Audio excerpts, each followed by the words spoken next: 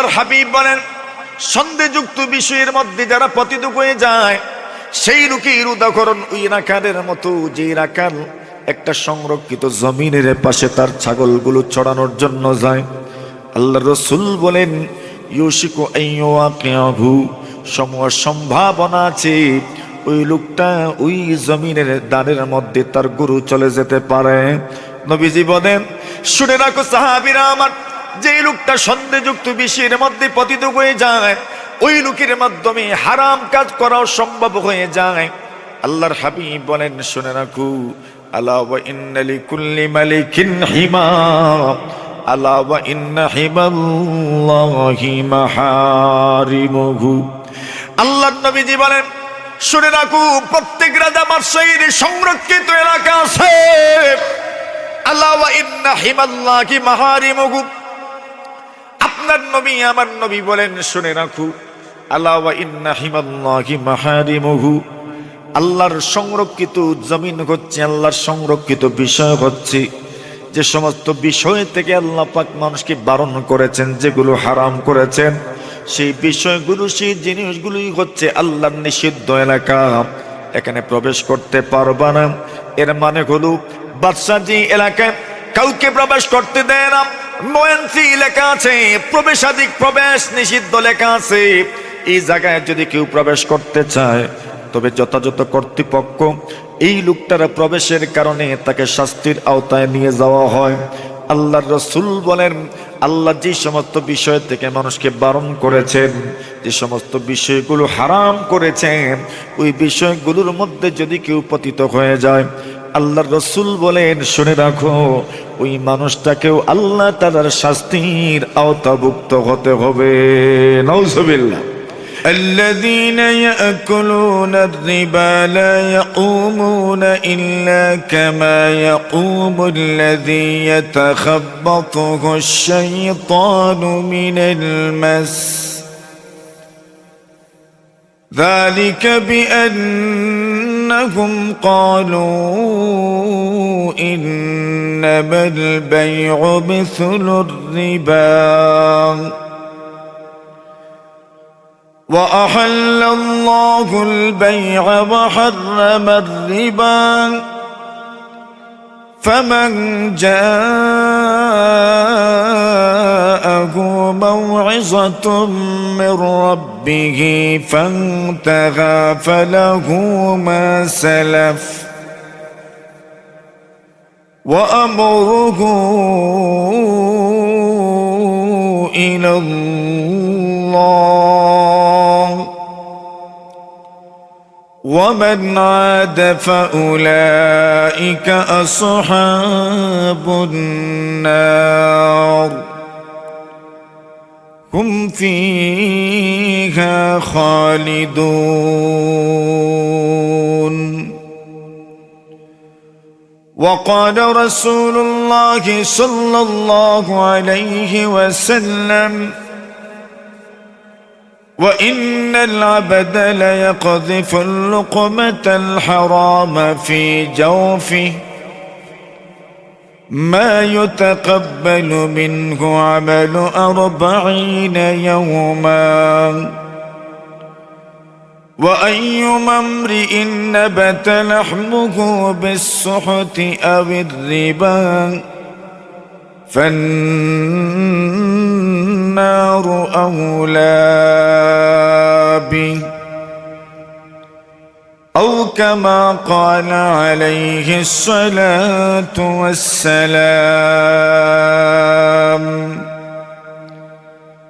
آمنت بالله صدق الله مولانا العظيم وصدق رسوله النبي الكريم ونحن على ذلك لمن الشاهدين والشاكرين والذاكرين والحمد لله رب العالمين. সকলে দুরূদ শরীফ পাঠ করে اللهم صل على محمد وعلى آل محمد كما صليت على إبراهيم وعلى آل إبراهيم إنك حميد مجيد اللهم بارك على محمد وعلى آل محمد كما باركت على إبراهيم وعلى آل إبراهيم إنك حميد مجيد সুদের ভয়াবহতা, আসলে তো সুদের মধ্যে শুধু ভয়াবহতাই আছে। সুদের মধ্যে কোনো শান্তি নেই, সফলতা নেই, সার্থকতা নেই। সুদের মধ্যে যা আছে নিছক ভয়াবহতা। সে বিষয়গুলো আলোচনার জন্য আমাকে বলা হয়েছে। আপনাদের ধৈর্য কুলাবে তো? সবার মাশাআল্লাহ হিম্মত আছে, শক্তি আছে, মনের বল আছে। আল্লাহ তৌফিক দান করুন। এই বিষয়গুলো কেন আলোচনা হওয়া দরকার? আপনার অনেক মানুষ সুদের আলোচনা শুনলে বড় কষ্ট হয়, কেউ রাগান্বিত হয়, কেউ ক্রোধান্বিত হয়। পর্দার আলোচনা শুনলে অনেক মায়েরা বিরাগভাজন হয়। গান বাজনার কুফল নিয়ে আলোচনা হলে অনেক যুবকদের মন ভরে না। কতক্ষণ ঠিক না? কিন্তু বাস্তবতা হলো এই বিষয়গুলোর আলোচনার প্রয়োজন আছে কিনা বলেন আপনারা। সুদের আলোচনার প্রয়োজন কেন? আপনাদেরকে যদি প্রশ্ন করা হয় সুদের মাধ্যমে উপার্জিত সম্পদ হারাম না হালাল, বলেন আপনারা কি ফতোয়া দিবেন? সবাই একমত? এই ফতোয়ার উপর একমত তো সবাই? সুদের মাধ্যমে উপার্জিত সম্পদ হারাম না হালাল? হারাম। এবার বলেন হারামের মধ্যে সুফল না কুফল? কুফল। আর হালালের মধ্যে সুফল। হালালের মধ্যে কি সুফল, হারামের মধ্যে কি কুফল, জেনারেলি সাধারণভাবে এই বিষয়টা যদি আমরা কিছু আলোচনা করি, এরপরে কোট করে সুদের ভয়াবহতা সম্পর্কে আমরা যদি আলোচনা করি, মোটামুটি বিষয়টা আমাদের বুঝে আসবে। সুদের সামাজিক এবং শাস্ত্রীয় পরিভাষায় সুদ কাকে বলে এর একটা নিরপেক্ষ বিশ্লেষণ অত্যন্ত সহজভাবে আপনাদের সামনে তুলে ধরার চেষ্টা করা হবে। আল্লাহ যেন আমাদেরকে অত্যন্ত ধৈর্যের সাথে, ইখলাসের সাথে, আমলের নিয়তে কথাগুলো বলার ও শোনার তৌফিক দান করেন, আমিন। নবীজি বলেন কোনো মানুষ যদি হালাল খায় তবে তার জন্য আল্লাহ কি উপকার রেখেছেন। নবীজি বলেন মান আকালাল হালালা 40 ইয়াওমান নাওয়ারাল্লাহু কলবান। আল্লাহর হাবিব বলেন কোন মানুষ যদি 40 দিন পর্যন্ত হালাল খেতে পারে, 40 দিন মানে এক চিল্লাপ সমপরিমাণ যদি কেউ হালাল খেতে পারে, অভ্যস্ত হয়ে যায়। কোন মানুষ যদি 40 দিন পর্যন্ত কোনো আমল করে নাই, এটা তার জন্য যেন একটা চিল্লা হয়ে গেল। আর একটা চিল্লা মানে মানুষের অভ্যস্ত হয়ে যাওয়া। নবীজি বলেন মান আকালাল হালালা 40 ইয়াওমান, কোন মানুষ যদি 40 দিন পর্যন্ত হালাল খেয়ে নেই, আল্লাহ তার জন্য কি পুরস্কার রেখেছেন? নবীজি বলেন নাওয়ারাল্লাহু কলবা, মহান আল্লাহ পাক তার অন্তরটাকে আলোকিত করে দেন। জোরে বলে অন্তর আলোকিত হয়ে যাওয়া। এই পৃথিবীর মধ্যে মানুষের নিয়ন্ত্রণ যার কাছে, সেই জিনিস হচ্ছে মানুষের দিল। মানুষের পুরা বডির নিয়ন্ত্রণ তার দিলের উপর। মানুষের দিল যাপনে, মানুষের মন যাপনে, মানুষের শরীর কিন্তু তাই করে। কথা বলেন ঠিক কিনা? আল্লাহ নবীজি বলেন সাহাবীরা আমার আলা ওয়া ইন্না ফিল জাসাদি লামুদগাত, আল্লাহর নবীজি বলেন শুনে রাখো, প্রত্যেকটি মানুষের বডির মধ্যে একটা গোশতের টুকরা আছে। হাদিসের পূর্বের অংশটাও শোনার দরকার। রাসূল বলেন, সাহাবীরা আমার, ইন্নাল হালালা বাইয়িনুন ওয়াল হারামা বাইয়িন, নবীজি বলেন নিশ্চয় হালাল সুস্পষ্ট, হারামও সুস্পষ্ট। এই দুনিয়ার মধ্যে আল্লাহ তাআলা যত জিনিসকে হারাম করেছেন সুস্পষ্টভাবে হারাম ঘোষণা করেছেন, যত বিষয়কে আল্লাহ হালাল ঘোষণা করেছেন সুস্পষ্টভাবে হালাল ঘোষণা করেছেন। আল্লাহ নবীজি বলেন ওয়া বাইনাকুমা মুশতাবিহাত, নবীজি বলেন সুস্পষ্ট হালাল এবং সুস্পষ্ট হারামের মধ্যখানে কিছু বিষয় আছে সন্দেহযুক্ত।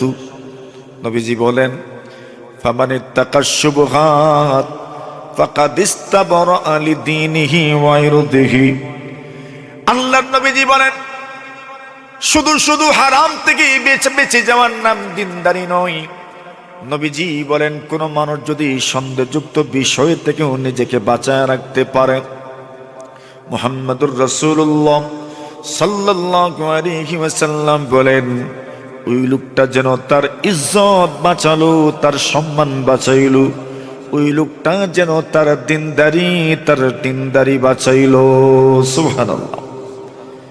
এরপর নবীজি বলেন ওয়ামান ওয়াকা ফিশ শুবহাত ওয়াকা ফিল হারাম, কোন মানুষ যদি সন্দেহযুক্ত বিষয়গুলোর মধ্যে পতিত হয়ে যায়, সন্দেহযুক্ত বিষয়গুলোর জালের মধ্যে যদি ফেসে যায়, আল্লাহর রাসূল বলেন ওয়াকা ফিল হারাম, তার শেষ পরিণতিগুলো ওই লোকের মাধ্যমে হারাম কাজ সংগঠিত হয়ে যাবে।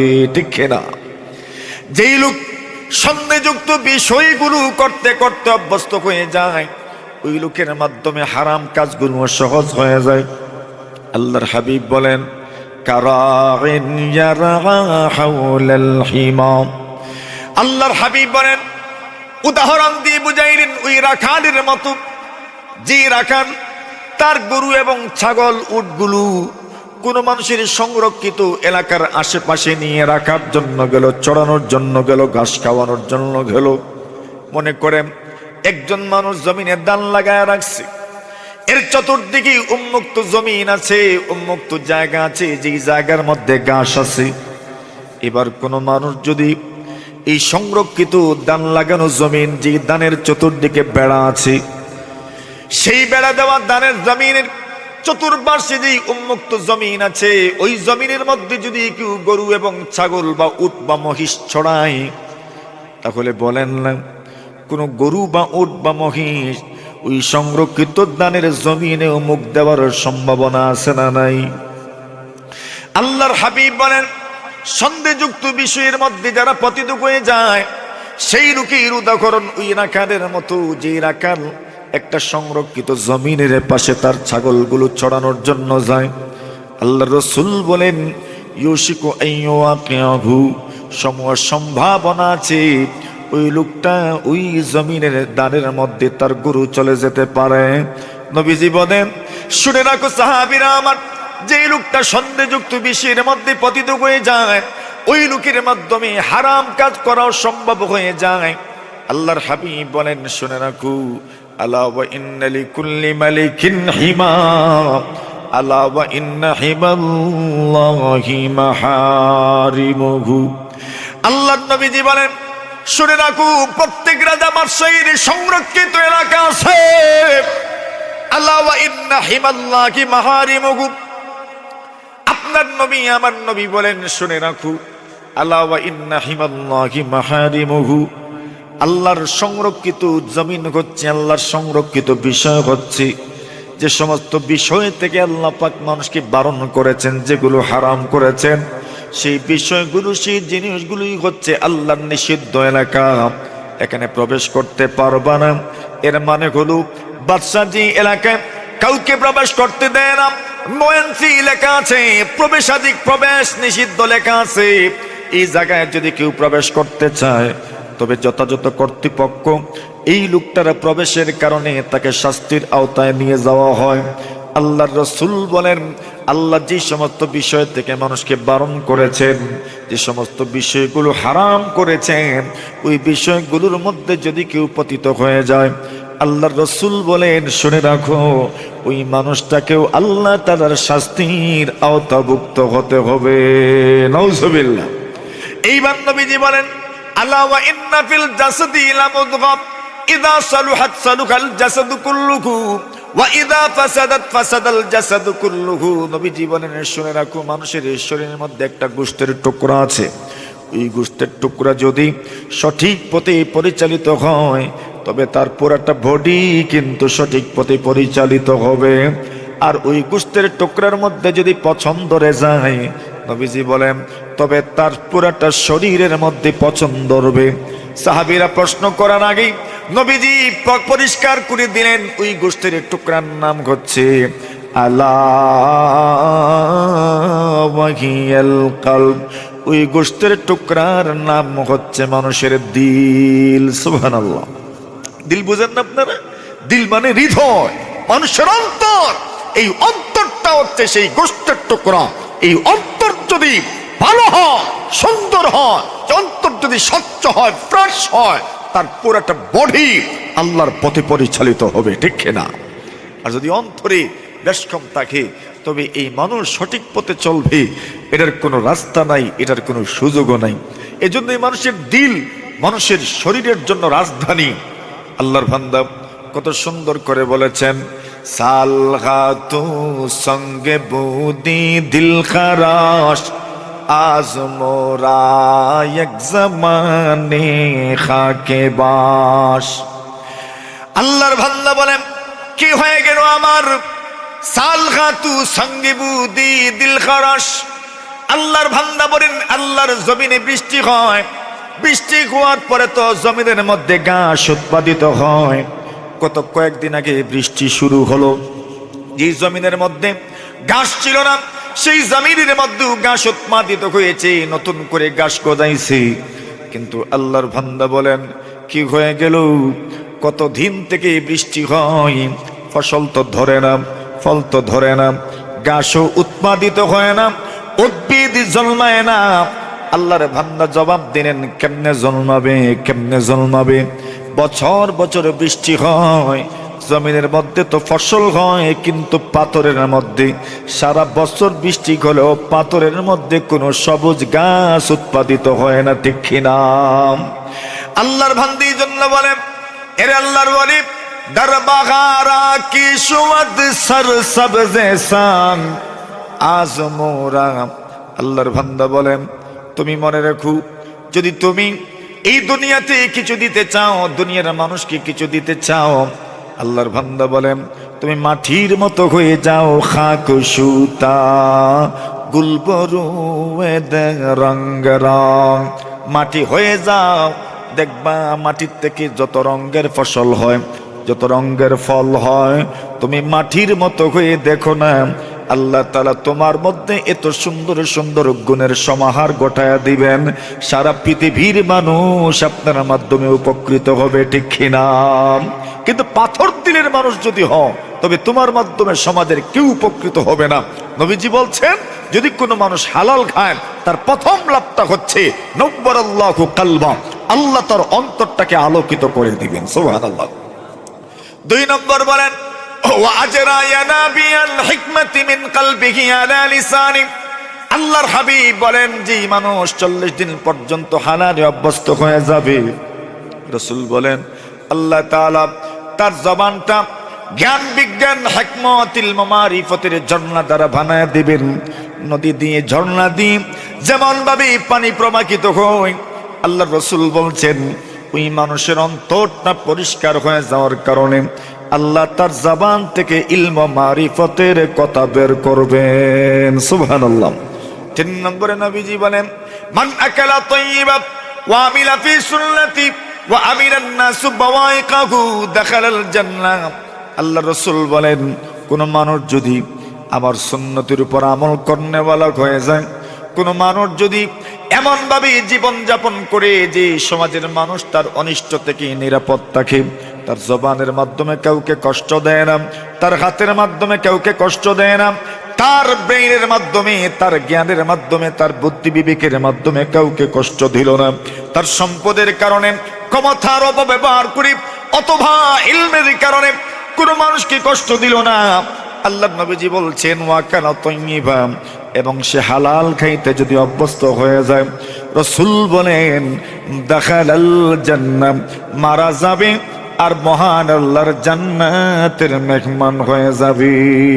সুবহান। হালালের 3 নম্বর প্রভাব। 4 নম্বর প্রভাব, রাসূলুল্লাহ সাল্লাল্লাহু আলাইহি ওয়াসাল্লাম বলেন, এই হাদিসটা বর্ণনার আগে এই হাদিসের একটা প্রেক্ষাপট যেটা, সেই প্রেক্ষাপটটা তুলে ধরার দরকার। আব্দুল্লাহ ইবনে আব্বাস রাদিয়াল্লাহু তাআলা আনহুমা এই হাদিস বর্ণনা করেছেন। কষ্ট হচ্ছে আপনাদের? আমার কথা বুঝেন তো আপনারা? মাশাআল্লাহ, খুশি তো আপনারা? আনন্দের সাথে বসছেন তো? আলহামদুলিল্লাহ। হযরত আব্দুল্লাহ ইবনে আব্বাস, নবীজির চাচাতো ভাই আব্দুল্লাহ ইবনে আব্বাস রাদিয়াল্লাহু তাআলা আনহুমা, উনি নিজে বর্ণনা করছেন, একদিন আমরা নবী আকরাম সাল্লাল্লাহু আলাইহি ওয়াসাল্লামের মজলিসের মধ্যে উপস্থিত ছিলাম। এমন সময় আল্লাহর রাসূল কোরআনে মাজিদের একখানা আয়াত তিলাওয়াত করলেন, ইয়া আইয়ুহাল্লাযীনা আমানু কুলু মিনাত তাইয়্যিবাতি ওয়া'মালু সালিহা। আল্লাহ বলছেন নবীরা, আল্লাহ বলছেন ঈমানদারেরা, আল্লাহ বলছেন হে লোক সকল, তোমরা আল্লাহর জমিনের পবিত্র জিনিস তোমরা ভক্ষণ করো। আল্লাহর বান্দা নবী জান্নাতের সুসংবাদ প্রাপ্ত সাহাবী সাদ ইবনে আবি ওয়াক্কাস রাদিয়াল্লাহু তাআলা আনহু এই মজলিসে উপস্থিত ছিলেন। উনি দাঁড়ায় গেলেন আর বললেন, ইয়া রাসূলুল্লাহ, আমার জন্য দোয়া করেন, আল্লাহ যেন আমাকে মুস্তাজাবুদ দাওয়া বানায়া দেন। সুবহানাল্লাহ। আল্লাহ যেন আমাকে এমন একটা পর্যায়ে নিয়ে যান, আমি যেই দোয়া করি সেই দোয়া যেন কবুল হয়ে যায়। সুবহানাল্লাহ বলেন। ছিলেন তো হযরত শাইখে বালিয়া রাহমাতুল্লাহি আলাইহি, ওনার পীর হযরত নূরউদ্দিন গওহরপুরী রাহমাতুল্লাহি আলাইহি, ওনার পীর হযরত হোসেন আহমদ মদনী নওয়ারাল্লাহু মারকাদা মুস্তাজাবুদ দাওয়া ছিলেন। যেই দোয়া করতেন সেই দোয়া আল্লাহ কবুল করে নিতেন। তো সাদ ইবনে আবি ওয়াক্কাস নবীজির কাছে দরখাস্ত করেছেন, ইয়া রাসূলুল্লাহ, আমার জন্য দোয়া করুন, আল্লাহ যেন আমাকে মুস্তাজাবুদ দাওয়া বানায় দেন, দোয়া করলেই যেন দোয়া কবুল হয়ে যায়। আল্লাহর হাবিব বলেন, ইয়া সাদ, আমি তোমার জন্য দোয়া করি, তোমাকে মুস্তাজাবুদ দাওয়া বানায় দিলাম। আমি তোমার জন্য দোয়া করলাম আর তুমি এমন পজিশনে পৌঁছে গেলে, এর মাধ্যমে শুধু তোমার লাভ হলো, তোমার উপকার হলো, তুমি ফায়দামন্দ হলে, তুমি উপকৃত হলে, কিন্তু আমার অন্য কোন উম্মত এর মাধ্যমে তো উপকৃত হবে না। আমার সকল উম্মতের জন্য উন্মুক্ত করে দিলাম। আল্লাহ রাসূল বলেন, সাদ রে, আমি তোমাকে একটা আমলের কথা বলে দিচ্ছি, তুমি যদি আমল করো, তুমি এমন পজিশনে পৌঁছে যাবে, তোমার পরবর্তী আর কেউ যদি আমল করে তারাও এই পজিশনে পৌঁছে যাবে। নবীজি বলেন, আতিবে মাতাআমাক তাকুন মুস্তাজাবাদ দাওয়া। আল্লাহর হাবিব বলেন, তুমি তোমার খাদ্য হালাল বানায় নাও, হালাল খাদ্য খাওয়ার জন্য অভ্যস্ত হয়ে যাও। নবীজি বলেন, যে দোয়া করবা প্রতিটা দোয়া আল্লাহ কবুল করে নেবেন। এরপর নবীজি বলছেন হারামের কুফল কি, ওয়া ইন্নাল আবদা লা ইয়াকযিফুল লুকমাতাল হারামা ফি জাওফি মা ইউতাকাব্বালু মিনকু আমালু 40 ইয়াওমান। আল্লাহর হাবিব বলেন, কোন মানুষ যদি এক লুকমা হারাম তার পেটের ভিতরে ঢোকায়, কথা বুঝেন তো? কয় লুকমা, লুকমা বুঝেননি আপনারা? আপনাদের স্থানীয় ভাষায় কি বলে? শিখে যাই আমি কমপক্ষে আপনাদের, এটা এক লঙ্কা। আচ্ছা, আল্লাহর হাবিব বলেন, ওয়া ইন্নাল আবদা লা ইয়াকযিফুল লুকমাতাল হারামা ফি জাওফিহি। রাসূল বলেন, আমার কথা নয়, আপনাদের রাসূলের কথা, আপনাদের নবীজির কথা। হাবিব সাল্লাল্লাহু আলাইহি ওয়াসাল্লাম বলেন, কোন মানুষ যদি এক লুকমা হারাম খাবার তার পেটের ভিতরে ঢোকায়, রাসূল বলছেন, মা ইউতাকাব্বালু মিনহু আমালু 40 ইয়াওমা। নবীজি বলেন, 40 দিন পর্যন্ত তার কোনো আমল আল্লাহর দরবারে কবুল হয় না।